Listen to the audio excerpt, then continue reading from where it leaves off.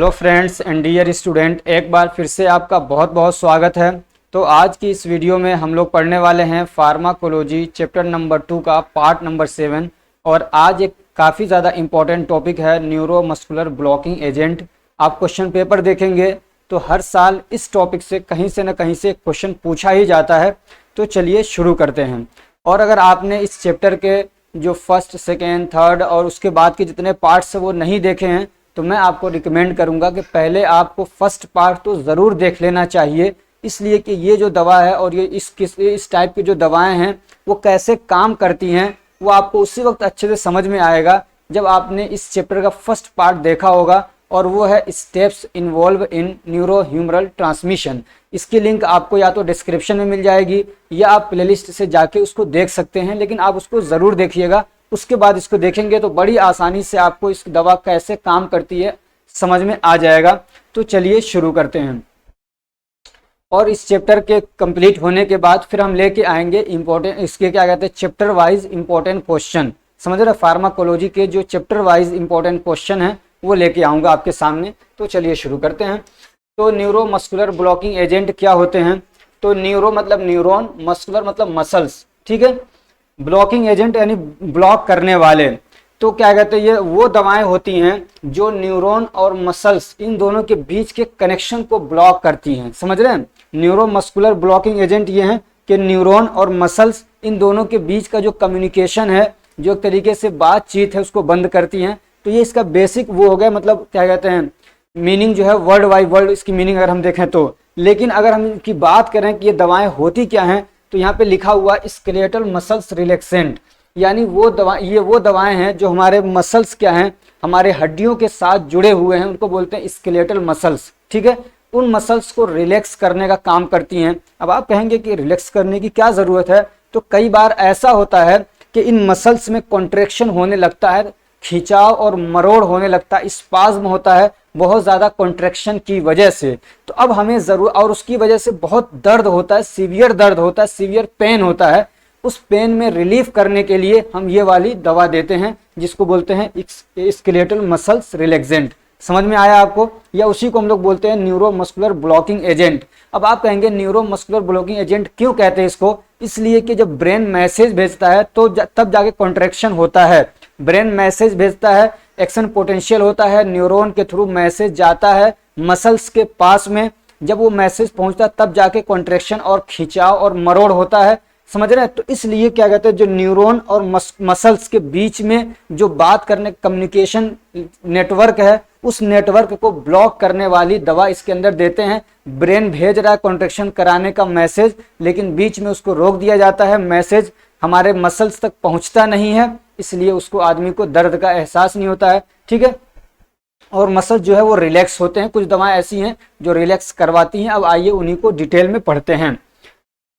तो definition, the drugs are used to block the transmission of nerve impulse at the skeletal neuromuscular junction and causes skeletal muscles relaxation are called neuromuscular blocking agent. ये कह रहे हैं ये वो दवाएं हैं जो कि यूज होती हैं इसलिए, किस लिए? To block the transmission of nerve impulse. Nerve जो इम्पल्स है, नर्व के अंदर जो एक तरीके से इलेक्ट्रिकल मैसेज जाता है उसको इम्पल्स बोलते हैं। तो उसको, उसके ट्रांसमिशन को ब्लॉक करना, यानी उसके एक जगह से दूसरी जगह, यानी ब्रेन से मसल्स तक जाने के, उसको क्या कहते हैं, इम्पल्स को जाने से ब्लॉक कर दे वो दवाएं, ठीक है। अब कहाँ पे? Eight the skeletal neuromuscular junction. Eight the skeletal, ये न्यूरॉन आ रहा है, ठीक है, यहाँ पे आके रुका, ये गैप है, ठीक है, ये गैप है बीच में, और फिर इधर मसल्स हैं, तो इस गैप में रोक दे, ठीक है ना, ये जंक्शन है, इस गैप में ही ये लोग काम करते हैं। और यहाँ तक तो मैसेज आ रहा है लेकिन इस मसल्स तक पहुंचने नहीं दिया जा रहा है। ये न्यूरॉन हमारा, ये मसल्स है, और बीच में ये जो पॉइंट बन रहा है जंक्शन है, तो इसी जंक्शन पे आके दवाएं काम करती हैं। जंक्शन मतलब मिलने की जगह, ठीक है, उस पर काम करती हैं और क्या करती हैं, कॉजेज स्केलेटल मसल्स रिलैक्सेशन, और स्केलेटल मसल्स जो है इसको रिलैक्स करवाने का काम करती हैं, ठीक है। They are use to reduce spasm and pain in skeletal muscles. ये वाला ये याद रख लीजिएगा कि इन दवाओं को यूज कब करते हैं, तो जो हमारा स्केलेटल मसल्स है उसके अंदर स्पाज्म होता है, मरोड़ होता है, संकुचन होता है, तो उसकी वजह से दर्द होता है, उस दर्द को कम करने के लिए दवाएं दी जाती हैं। और कब दी जाती हैं? And to prevent voluntary and involuntary contraction of muscles. During surgical procedure. और कह रहे हैं कि वॉलेंटरी यानी आदमी जानबूझ के उसके अंदर हिला उला रहा है ऐसे, ठीक है, या अनजाने उसके अंदर कॉन्ट्रेक्शन हो, उसको मतलब ब्रेन करवा रहा है, हम चाह नहीं रहे, ब्रेन खुद उसको करवाने लग जा रहा है उसके अंदर कॉन्ट्रेक्शन, तो उसको रोकने के लिए किसी भी सर्जिकल प्रोसीजर के दौरान यानी कोई भी ऑपरेशन वगैरह किया जा रहा है तो उस टाइम पे उसमें किसी भी तरीके का, चाहे वो आदमी मरीज खुद से करना चाहे या ब्रेन खुद से करवाना चाहे, दोनों तरीके के कॉन्ट्रेक्शन को रोकने के लिए इस दवा को यूज किया जाता है, न्यूरोमस्कुलर ब्लॉकिंग एजेंट्स को। अब आते हैं इनकी क्लासिफिकेशन पे। तो क्लासिफिकेशन भी आप देखेंगे तो ये ऐसे बेस्ड है जैसे आपने उसको पढ़ा था न्यूरोमस्कुलर ब्लॉकिंग, सॉरी आपने क्या कहते हैं स्टेप्स इन्वॉल्व इन न्यूरोहिमरल ट्रांसमिशन पढ़ा था ना, अभी जिसके बारे में मैंने बताया, तो उसी को जब आप सामने रखेंगे तो आपको ये क्लासिफिकेशन समझ में आएगी। जैसे देखिए सबसे पहला क्या है, drugs acting peripherally at the neuromuscular junction. ये वो दवाएं हैं ड्रग्स एक्टिंग, यहीं से आपको क्लासिफिकेशन में ही आपको मैकेनिज्म समझ में आ जाएगा कि दवाएं काम कैसे करती हैं। Drugs acting peripherally at the neuromuscular junction, peripherally मतलब पेरिफेरल नर्वस सिस्टम पे काम करती हैं, और कहाँ पे करती हैं, न्यूरोमस्कुलर जंक्शन मैंने आपको बताया। तो ये जो दवाएं हैं ये पेरिफेरल नर्वस सिस्टम पे काम करती हैं, ठीक है। उनके एग्जाम्पल देखिए, पेरिफेरल नर्वस सिस्टम एक होता है सेंट्रल नर्वस सिस्टम, ब्रेन और स्पाइनल को, उसके बाद जो मसल्स क्या कहते हैं, जो न्यूरॉन रिलीज वहां से निकल के जा रहे हैं वो आगे की तरफ, तो वो होता है पेरिफेरल नर्वस सिस्टम, ठीक। तो उसमें एक है नॉन डीपोलराइजिंग ब्लॉकिंग एजेंट, एक दवा ये है कि जो क्या कहते हैं डीपोलराइजिंग को ब्लॉक नहीं करती है, उसको बोलते हैं नॉन डीपोलराइजिंग ब्लॉकिंग एजेंट, समझ रहे हैं। अब आपको एक बात मैं बेसिक सा कॉन्सेप्ट समझा दूं, ये डीपोलराइजेशन रीपोलराइजेशन ये होता क्या है, तब आपको क्लासिफिकेशन समझ में आएगी। तो जब भी हमारा ब्रेन कोई मैसेज भेजता है न्यूरॉन के थ्रू, ये आता है पहले यहाँ से भेजता है, जब ये ब्रेन ने मैसेज भेजा इस न्यूरॉन के यहाँ पे आया, तो यहाँ पे होने के बाद क्या होता है, तुरंत मैसेज नहीं आता, ये स्टिमुलाई बोलते हैं, मैसेज भेजा वहां से स्टिमुलाई आया, ठीक है।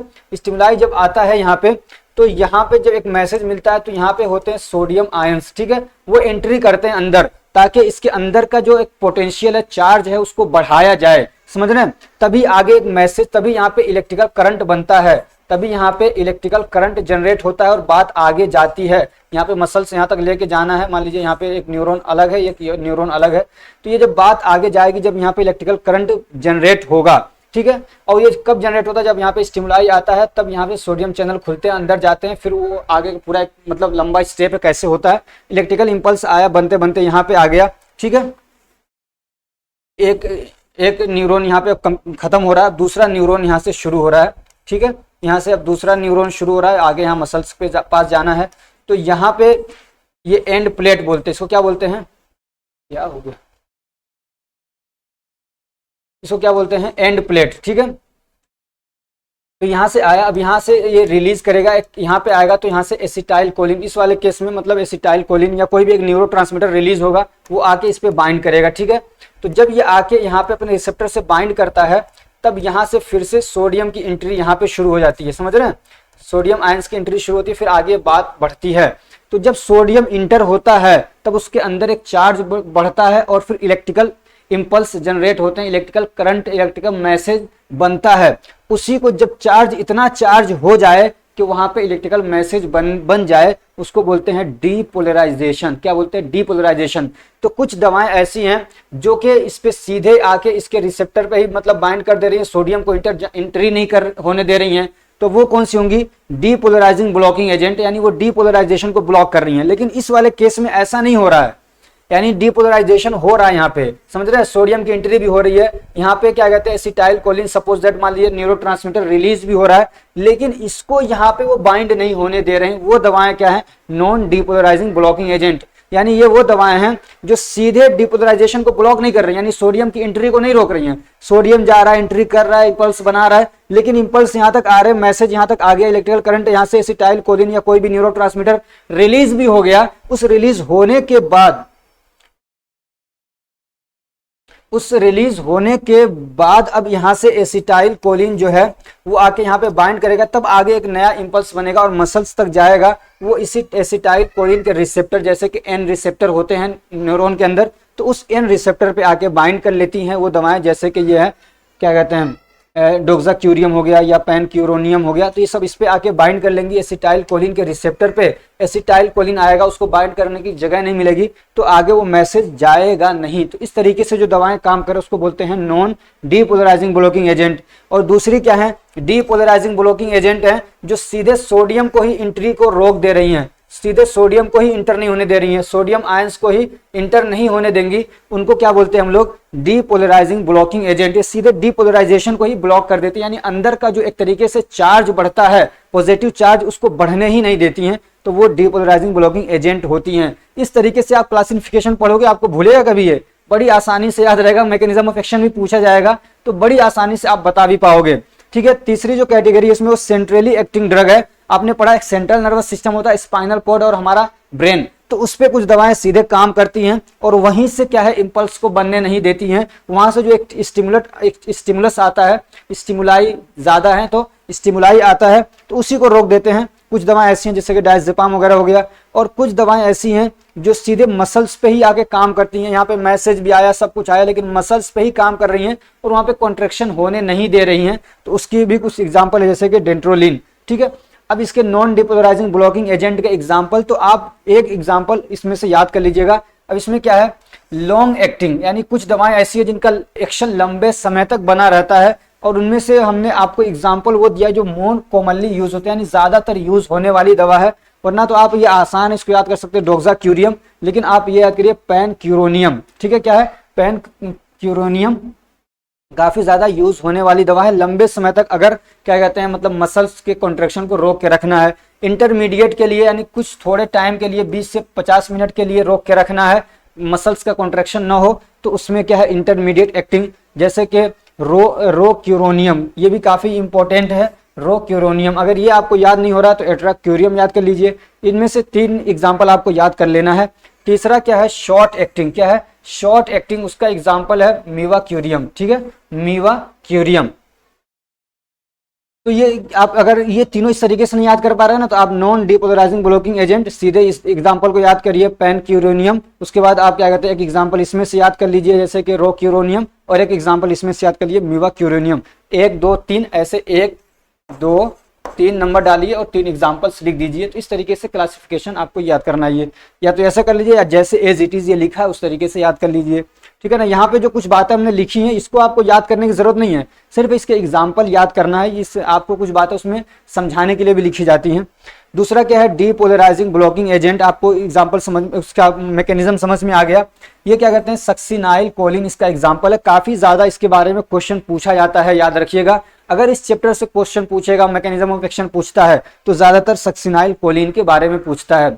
इस तरीके से पढ़िए, मजा आएगा। ठीक है ना, अब इस पे आपका ध्यान रहेगा। मैंने कहा तो सक्सिनाइल कोलिन को याद कर लीजिए कि किस कैटेगरी की दवा है और किस तरीके से काम करती है। कुछ दवाएं हैं जो हमारे सेंट्रल नर्वस सिस्टम पे सीधे काम करती हैं, उनका मैकेनिज्म एक्शन भी आप पढ़ेंगे। तो डायजेपाम हो गया, बैक्लोफेन हो गया, मेफिनेसिन हो गया। कुछ दवाएं ऐसी हैं जो क्या कहते हैं, डायरेक्टली मसल्स पे काम करती हैं, डेंट्रोलिन। इसका एक क्लासिफिकेशन और इसका मैकेनिज्म ऑफ एक्शन और इसका इंडिकेशन, ये आपको याद होना चाहिए इस वाले मतलब क्या कहते हैं टॉपिक से। अब ये फार्माकोलॉजिकल एक्शन क्या होता है इनका, तो हम पहले पढ़ेंगे नॉन डिपोलराइजिंग एजेंट का, यानी जो डिपोलराइजेशन नहीं कराते हैं उनका फार्माकोलॉजिकल एक्शन क्या आएगा। तो क्या कहते हैं, अगर इन दवाओं को हम पेरेंट्रल रूट से देते हैं, समझ रहे हैं, जैसे कि रोक्यूरोनियम हो गया या ट्यूबोक्यूरेरिन हो गया, तो उसकी वजह से क्या होता है, results in weakness of motor impulses. तो मोटर इम्पल्सेस को रोकने का ये क्या करते हैं, वीक कर देते हैं, कमजोर कर देते हैं उसको। अब ये कहेंगे मोटर इम्पल्सेस क्या है, तो 2 तरीके के न्यूरॉन को डिवाइड करें, 2 तरीके से बांटा जाता है, समझ रहे हैं।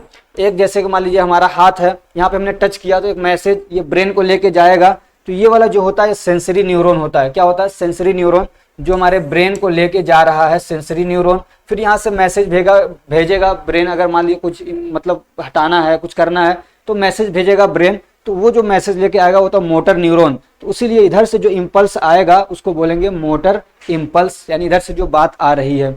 तो स्केलेटल मसल्स पे इसको वीक करता है, कार्डियोवास्कुलर सिस्टम पे इसका कोई खास इफेक्ट नहीं दिखता है। और क्या कहते हैं, डीपोलराइजिंग एजेंट जो है, जैसे कि मान लीजिए सक्सिनाइल कोलिन है, इसको अगर हम पेरेंटल रूट से देते हैं तो क्या होता है, मसल्स रिलैक्सेशन होता है, मसल्स रिलैक्स होते हैं। ठीक है, तीसरा क्या इसका, और क्या कहते हैं, कार्डियोवास्कुलर सिस्टम पे क्या इसका इफेक्ट है, तो ये जो दवा है सक्सिनाइल कोलिन या क्या कहते हैं डीपोलराइजिंग एजेंट जो हैं वो क्या करते हैं, हाइपोटेंशन करते हैं। हाइपोटेंशन मतलब हार्ट रेट को कम करेंगे, आदमी का ब्लड प्रेशर लो होगा। ऐसे कार्डियक अरेथमिया भी हो सकता है, हार्ट रेट मतलब फ्लैक्चुएट हो सकता है, कम ज्यादा होगा। ठीक है, इनके इंडिकेशन की बात करें इन दवाओं की, यानी जो न्यूरोमस्कुलर ब्लॉकिंग एजेंट हैं या स्केलेटल मसल्स रिलैक्सेंट हैं, इनका क्या कहते हैं मतलब यूज क्या है, तो इसको कहाँ पे यूज करते हैं, for the treatment of muscles spasm या पेन। मसल्स में मरोड़ हो रहा है, दर्द हो रहा है, स्पाज्म हो रहा है, उसके ट्रीटमेंट के लिए इसको यूज करते हैं। उसके अलावा ये तो मेन यूज है, उसके अलावा इसको कहाँ पे यूज करते हैं, तो जनरल एनेस्थेसिया, किसी को पूरा बदन सुन किया जाता है तो उसको बोलते हैं जनरल एनेस्थेसिया। तो उसी के साथ में इस दवा को भी देते हैं, उसको बोलते हैं एडजुवांट। ठीक है ना, उसमें हेल्प करने के लिए, जनरल एनेस्थेसिया में हेल्प करने के लिए उसको बोलते हैं एडजुवांट यानी हेल्पिंग। ठीक है, तो इनको भी उसमें दिया जाता है ताकि आदमी का मसल्स रिलैक्स रहे, जितनी हमें ज़रूरत है उतने। ठीक है ना, ज़रूरत के हिसाब से। उसके अलावा इसको कन्वल्जेंट में भी दिया जाता है, यानी मिर्गी के दौरे अगर किसी को बहुत ज़्यादा पड़ रहे हैं, समझे, तो ब्रेन से क्या होता है, इलेक्ट्रिकल इंपल्स रिलीज होते हैं, मसल्स में जाते हैं, इसलिए कॉन्ट्रैक्शन होता है, तो उसके दौरे पड़ते हैं। तो अगर बहुत सीवियर कंडीशन है, ठीक है ना, तो उसमें भी क्या है, इसको हम दे देते हैं, न्यूरोमस्कुलर ब्लॉकिंग एजेंट को देते हैं। ठीक है, और नीचे आपने पढ़ा भी क्या कहते हैं, जैसे कि डायजेपाम उसमें यूज होने वाली दवा है। ठीक है, अल्प्राजोलाम, निट्राजेपाम ये सब यूज हो सकते हैं। उसके अलावा इन सीवियर टेटनस, अगर टेटनस है किसी को बहुत ज्यादा, तो उसमें भी इसको देते हैं, इसलिए कि टेटनस में भी क्या होता है, अकड़ जाते हैं हाथ, ऐसे खींचते हैं बहुत ज्यादा कॉन्ट्रेक्शन होने की वजह से। हालांकि एक तरीके से ये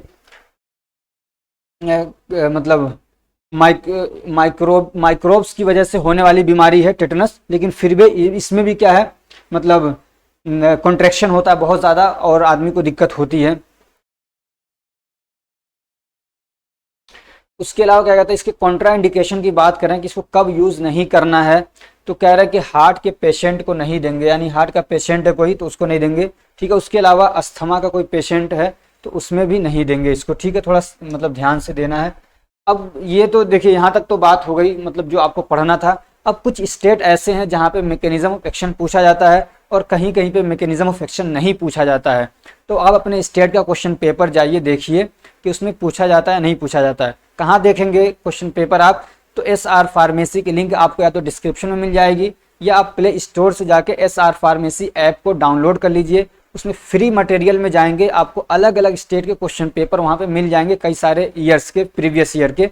समझ रहे हैं, जितने मेरे पास थे वो मैंने अपलोड कर दिए हैं फ्री मटेरियल में। आप ऐप को खोलेंगे, राइट साइड में ऐसे 3 लाइंस मिलेंगे, इस पर क्लिक करेंगे तो आगे एक आएगा फ्री मटेरियल। ठीक है, फ्री मटेरियल में जाएंगे, उसमें आपको मिलेगा डॉक्यूमेंट में जब जाएंगे तो आपको वहाँ पे मिल जाएंगे क्वेश्चन पेपर। ठीक है, फ्री में है, फ्री मटेरियल में जाके आप इसको यूज़ कर सकते हैं। तो फ्री चीज़ों को ज़रूर यूज़ कर लेना चाहिए। और अगर मन करे तो वहाँ पे ऐप के अंदर बहुत सारी और भी चीज़ें हैं, वीडियो लेक्चर्स हैं, रिकॉर्डेड वीडियोज़ हैं, उसके अलावा क्या कहते हैं नोट्स हैं, तो आप उसको भी फ़ायदा उठा सकते हैं। ठीक है, अब जिन स्टेट में जैसे कि BT UP है, वहाँ पे मैंने अब तक जो मैंने क्वेश्चन पेपर देखे हैं उसमें मैकेनिज्म ऑफ एक्शन नहीं पूछा जाता है। ठीक है, बाकी स्टेट हैं जैसे कि महाराष्ट्र हो गया, कर्नाटका हो गया, उत्तराखंड में भी पूछ लिया है, हिमाचल प्रदेश हो गया, पंजाब हो गया, वेस्ट बंगाल, उड़ीसा, उत्तराखंड, समझ रहे। तो इन सब में देख रहा हूँ MP, RGPV, इन सब में क्या है मैकेनिज्म ऑफ एक्शन पूछा जा रहा है। इसलिए मैंने सोचा कि आपको मैकेनिज्म ऑफ एक्शन भी अब पढ़ा दिया जाए। इसलिए अगर आपको सिर्फ शॉर्ट में पढ़ना है, थोड़ा बहुत पढ़ना है, तो उसकी एक अलग प्लेलिस्ट फार्माकोलॉजी की बनी हुई है। 2-3 साल पहले मैंने उसको पढ़ाया था, उसको मैंने अच्छे से फिर से अपलोड किया है दोबारा से। तो एक प्लेलिस्ट बनी हुई है फार्माकोलॉजी इन शॉर्ट, आप उसको जाके देख सकते हैं। कम टाइम में ज़्यादा आप पढ़ सकते हैं, लेकिन अगर आपको डिटेल में पढ़ना है तो आप इसको भी पढ़ते रहिए, या आप दोनों को पढ़ सकते हैं। तो बहुत अच्छा आपका रिविजन भी हो जाएगा, बहुत अच्छा नॉलेज भी आप गेन कर पाएंगे।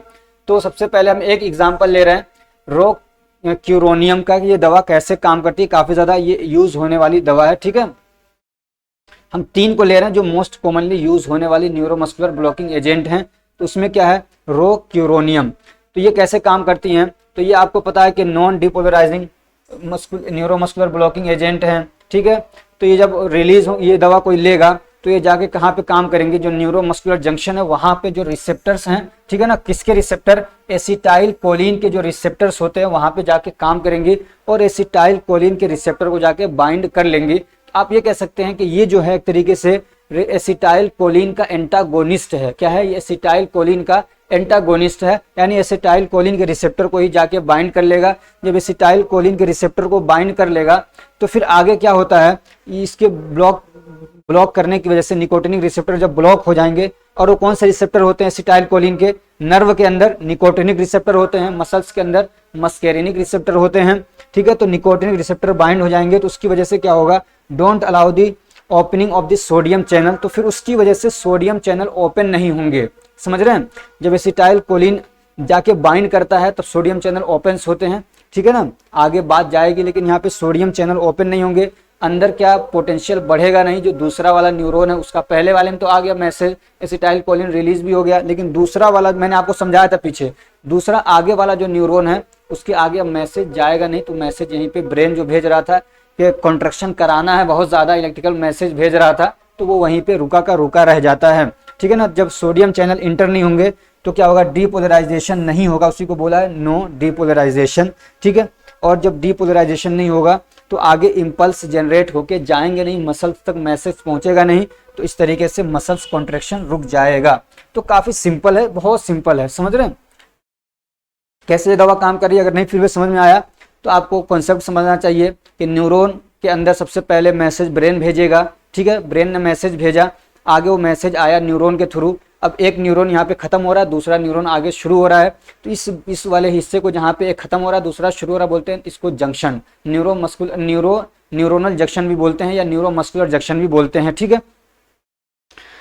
तो जहाँ पे दो न्यूरॉन है तो ये न्यूरॉन का जंक्शन है, और अगर आगे एक न्यूरॉन और आगे मसल्स है तो न्यूरोमस्कुलर जंक्शन बोलते हैं उसको, ठीक है।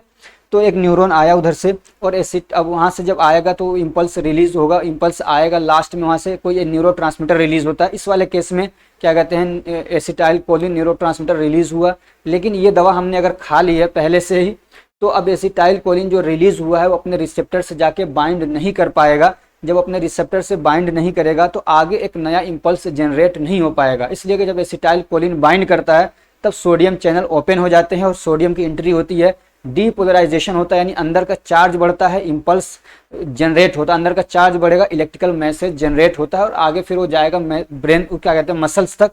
तो ये जो बीच का स्टेप है, एसिटाइल कोलिन अपने रिसेप्टर से बाइंड नहीं कर पा रहा है, उसकी वजह से सोडियम का जो रास्ता है वो अंदर खुल नहीं रहा है। जब खुलेगा नहीं, अंदर का चार्ज नहीं बढ़ेगा, अंदर का चार्ज नहीं बढ़ेगा तो फिर क्या कहते हैं इम्पल्स जनरेट नहीं होगा, बात वहीं दबी की दबी रह जाएगी, ठीक है। तो इस तरीके से जब बात आगे नहीं पहुंचेगी तो मसल्स में कॉन्ट्रैक्शन नहीं होगा।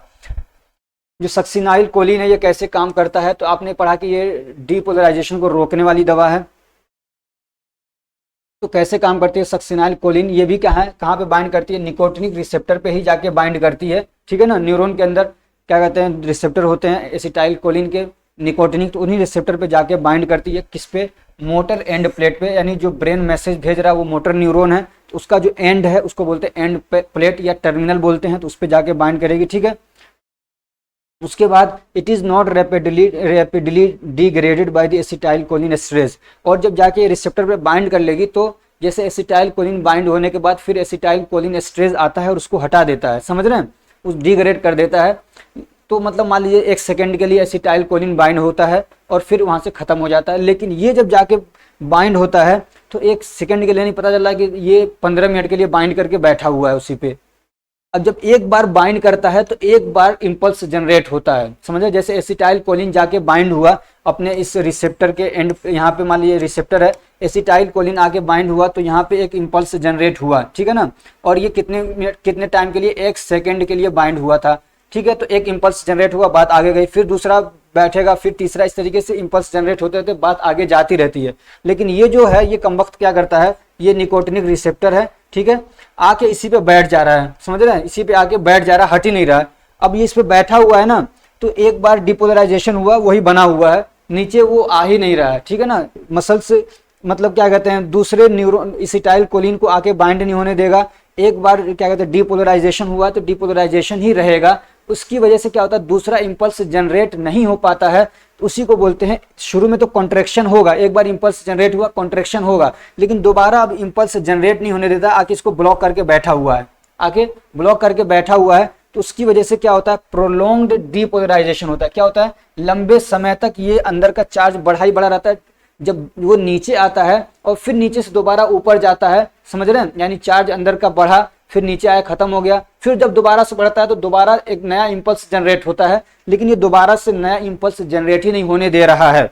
उसी को बोलते हैं प्रोलोंग्ड डीपोलराइजेशन। तो जब पहली बार बाइंड करेगा तो शुरू में कॉन्ट्रैक्शन होगा, फिर उसके बाद प्रोलोंग्ड पैरालाइसिस हो जाएगा, उसको बोलते हैं प्लेसिड पैरालाइसिस। समझ रहे हैं, लंबे समय तक पैरालाइसिस हो गया, मतलब शून्य हो गया, मैसेज ही नहीं जा रहा है, कोई बैठा हुआ है, छोड़ ही नहीं रहा है। उसकी वजह से क्या कहते हैं, जब एंड प्लेट में परसिस्टेंटली डिपोलराइज रहता है, प्रिवेंट दी रिपोलराइजेशन, ये रिपोलराइजेशन को मतलब दोबारा से अंदर का चार्ज बढ़ने नहीं देता है, इसलिए क्या कहते हैं न्यू एक्शन पोटेंशियल जनरेट नहीं होता है। जब नया एक एक्शन पोटेंशियल जनरेट नहीं होगा, यानी नया एक इलेक्ट्रिकल मैसेज बनता ही नहीं है, तो उसकी वजह से मसल्स कॉन्ट्रैक्शन ये रोकता है इस तरीके से।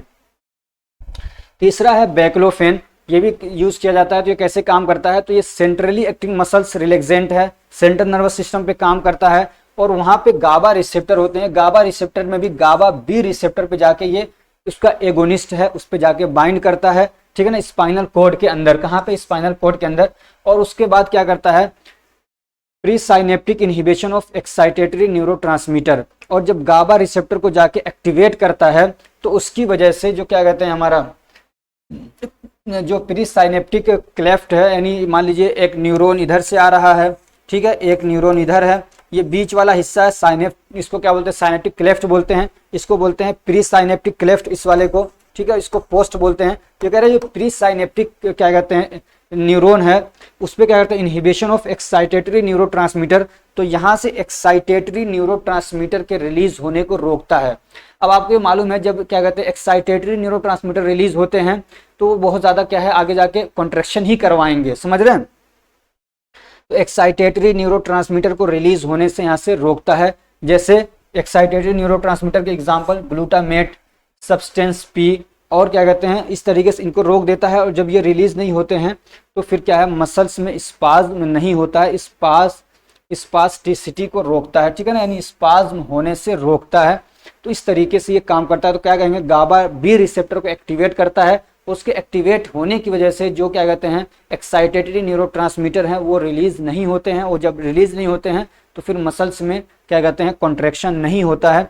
तो आज के इस पार्ट में इतना ही रखेंगे, और ये इस चैप्टर का पार्ट 2 था, कंप्लीट हो गया। अब आपको फार्माकोलॉजी ही पढ़ना है या कोई दूसरा सब्जेक्ट आप बताइएगा, उसके हिसाब से वीडियोस अपलोड की जाएंगी या लाइव क्लासेस चलाई जाएंगी, ठीक है। फार्माकोलॉजी में अब लाइव का ज़्यादा आप इंतज़ार ना करिएगा, इसलिए कि कई बार लाइव करते करते बीच में कनेक्शन टूट जाता है, वाईफाई थोड़ा सा सिस्टम ख़राब हो गया हमारे एरिया में, इसलिए अब लाइव करने में थोड़ी दिक्कत होती है, इसलिए क्या वीडियो रिकॉर्ड करके आपको अपलोड किया जाता है।